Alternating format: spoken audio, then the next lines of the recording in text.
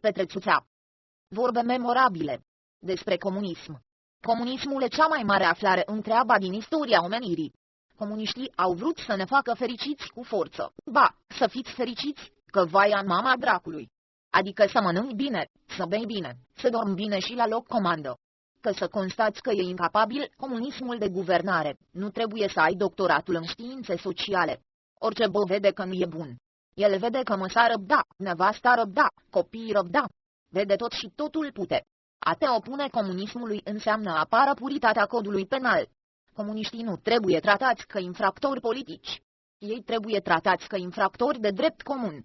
Ca hoții de buzunare, ca tâlhării, ca violatorii de dame. Comunismul e imanentism absolut, el mută complet omul în lumea asta. Comunismul înseamnă negația omului total, că omul total aparține la cele două lumi, lumea trecătoare și lumea veșnică. Or, comunismul ancorează în dimensiunea lumii trecătoare și în felul ăsta nu e uman. Pentru că dacă îi spui unui om normal, mă, ești un animal rațional muritor și după tine rămân doar viermi și minerale, îți da cu bâta în cap. M-am gândit să scriu un pamflet anticomunist și m-am gândit să iau anticii și moderni, cei mai mari pamfletari pe care îi întâlnesc, și să iau de acolo cele mai acide imagini sau figuri de stil. Și m-am convins că e un travaliu odios, gratuit, nu face trei parale. Și am ajuns la o intuiție mult mai corectă pentru a defini orice mișcare comunistă. Ia un cod penal cu trihotomia, tripartită diviziunea infracțiunilor, crime, delicte și contravenții. Definesc crimele pe rând și contravențiile pe rând și scriu dedesubt. Comunismul e infractor la ordinea universală, naturală, prezența în acest integral cod penal. Ei sunt infractori, comuniștii, nu oameni politici. De altfel, Douglas, ministrul de externe al Americii, a dat o definiție a comunismului: există în dreptul penal crime continue și crime continuate. Comunismul este o crimă continuă.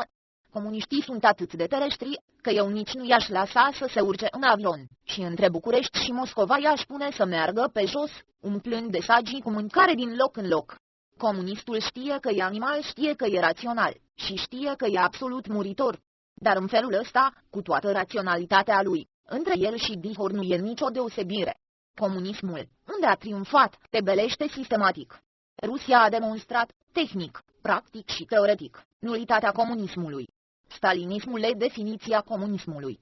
Unde nu e stalinism, după 3 luni cad de la putere, că nu sunt în stare să dea nici apă. Nu se poate impune comunismul decât cu bâtă, cu parul. Nu se poate face economie în comunism și de către comuniști. Ăștia nu sunt în stare să conducă nici măcar o comună rurală. Încurcă apele, înfundă fântânile. Comunismul este un cancer social. Unde se instalează, rămâne pustiu,